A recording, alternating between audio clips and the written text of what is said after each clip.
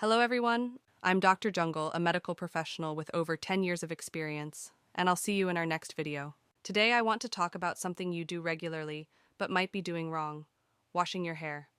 Are you troubled by hair loss? What determines whether we lose hair isn't actually our hair texture, but the health of our hair follicles. While some factors affecting follicle health are hard to control, like genetics, medical conditions, hormone levels, and stress, there's one factor we can manage: physical and chemical damage from the outside world. Most of this damage happens during our daily hair washing routine. In fact, washing your hair correctly can reduce most of your hair loss concerns. Let me share a story that will help explain this. It's about my college classmate, a female dermatologist. After giving birth, she started losing hair in large amounts. At first, she wasn't too worried, thinking it was normal postpartum hair loss. But 6 months after delivery, there was still no improvement. She tried everything she could think of: switching shampoos, getting follicle tests, and applying various medical creams, but nothing seemed to work. Then, a senior researcher at her institute, who specialized in scalp research, asked her to demonstrate how she washed her hair using a wig model. He quickly pointed out she was doing it wrong and showed her the correct technique. Imagine that. Here was someone with a PhD in dermatology and 5 years of practice, just learning how to properly wash her hair. After that, she didn't do anything special, just washed her hair correctly. And within 2 months, her thick black hair started growing back. Sounds unbelievable, right? That proper hair washing alone could make such a difference? We were just as surprised. We specifically researched this topic and reviewed the whole process, and that's exactly what I'm going to share with you today. So what's the right way to wash your hair? There are actually just 4 main steps, and I'll walk you through each one. Step 1 is thoroughly wetting your hair. And I really mean thoroughly. Many people make their first mistake right here. They quickly run water over their hair for a couple of seconds and rush to apply shampoo. But why is getting your hair completely wet so important? Because this step isn't about removing the oil that bothers you. It's about washing away air pollutants, including PM 2.5 particles. Air pollution has become one of the top 3 causes of hair and follicle damage. The good news is that most of these pollution particles can be removed with just water, but only if your hair is wet enough. Then comes step 2, the part we're all eager to get to: applying shampoo. This is the step most people focus on, and while it's indeed crucial, it's also where most mistakes happen. Our usual habit is to spread the shampoo while scratching and rubbing our scalp, making sure we don't miss a single spot. After all this scrubbing, we feel satisfied. Our scalp doesn't itch anymore, and we feel like we've done a thorough job. My colleague I mentioned earlier had been washing her hair this way for decades, but here's the problem. It's that scratching motion. Think about her situation. Her hair follicles were already weakened by postpartum hormones, work stress, and anxiety about hair loss. When you add frequent scratching damage, sometimes daily, those fragile follicles just can't take it. What's worse, many people don't wash their hands before washing their hair. The bacteria under our fingernails can transfer to these vulnerable follicles, potentially causing folliculitis, an infection of the hair follicles. But that's not all. After scratching, when we rinse with hot water, we wash away the protective oils on our scalp. Then, to protect itself, our scalp produces even more oil.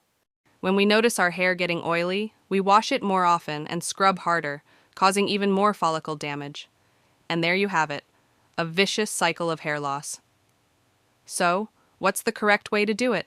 The correct way to wash your hair is to use your fingertips, not your nails, to massage your scalp. Use the soft pads of your fingers and spend about 2 to 3 minutes gently massaging your entire scalp.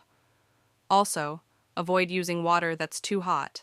Lukewarm water around 40 degrees Celsius, 104 degrees Fahrenheit, is perfect. Now we've covered the physical motions, but don't rush ahead. There's another source of damage in this second step besides the physical scratching. It's chemical damage from your shampoo. Using the wrong shampoo means your hair follicles face chemical stress every time you wash. To choose the right shampoo, you need to learn to read the ingredient list. If you have oily scalp and hair and want to control oil and dandruff, look for shampoos containing active zinc, salicylic acid, or glycine. For dry hair, choose moisturizing shampoos. like amino acid-based ones with ingredients such as glutamic acid, glycine, and creatine. These names might sound complicated and hard to remember. When you're at the store looking at shampoo ingredients, you might feel lost. Don't worry, I've prepared a safety checklist that includes which preservatives are safe to use. You can screenshot or download it to use as a reference when shopping. Now, let's move on to step 3, conditioning, which includes using conditioner or hair masks. This step doesn't really affect your follicle health or hair loss. It's mainly about making your hair smoother and helping it retain moisture. If your hair is dry and prone to static, you might want to include this step. Otherwise, it's optional. Use it when you feel like it. Since conditioners are mostly oil-based, try to avoid applying them directly to your scalp. After using conditioner or hair masks, you can also use hair oils containing coconut oil, jojoba oil, or camellia seed oil to nourish your hair. Finally, we come to step 4, drying your hair. Whether you prefer to air dry or use a hair dryer, this step is unavoidable. The drying process is often when people feel the most anxious. Do you get worried when you see hair on your hands, the floor, or your towel while drying? Do you fear you're going bald? Actually, there's no need to worry too much. Every hair on your head has a natural life cycle, normally lasting about 4 to 6 years. It's completely normal to lose anywhere from a few dozen to 100 hairs each day. So don't stress too much about the hair drying process. Most of what you're seeing is just hair that has reached the end of its natural cycle and was ready to fall out anyway. For most people, how you dry your hair doesn't really matter. Horizontal, vertical, rubbing, gentle, or firm. These won't damage your hair follicles. However, if your hair is particularly dry and brittle, I recommend drying in the direction your hair grows. Why be so particular about this? Well, under a microscope, our hair strands look like they're covered in scales, all pointing in one direction. If you rub too hard with a dry towel or go against this direction, these scales can get roughed up, making your hair even more dry and frizzy. If you prefer to air dry your hair, you're done with the proper hair washing process at this point. But since most people use a hairdryer, let me explain how to use one correctly.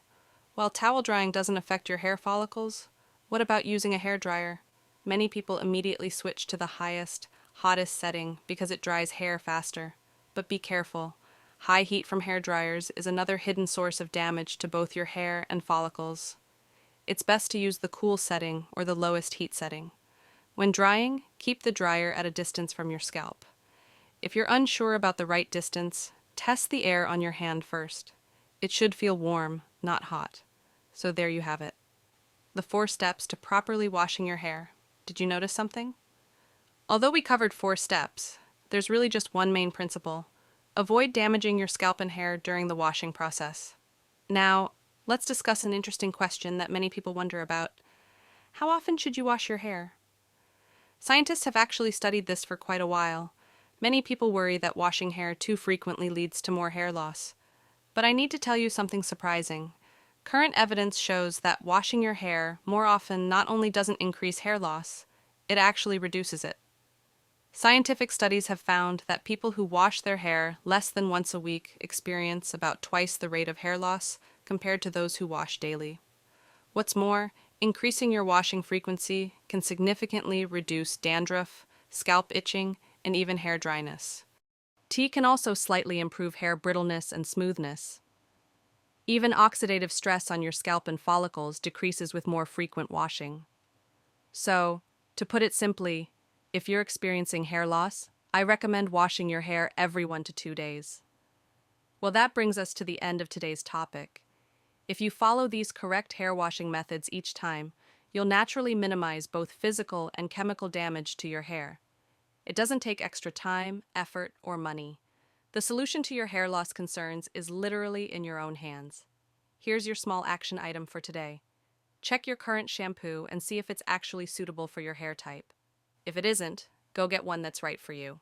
Then, try washing your hair using the correct method I've taught you today. Have you been washing your hair correctly all this time? Feel free to leave a comment, and please share this video with your friends who won't leave the house without washing their hair first.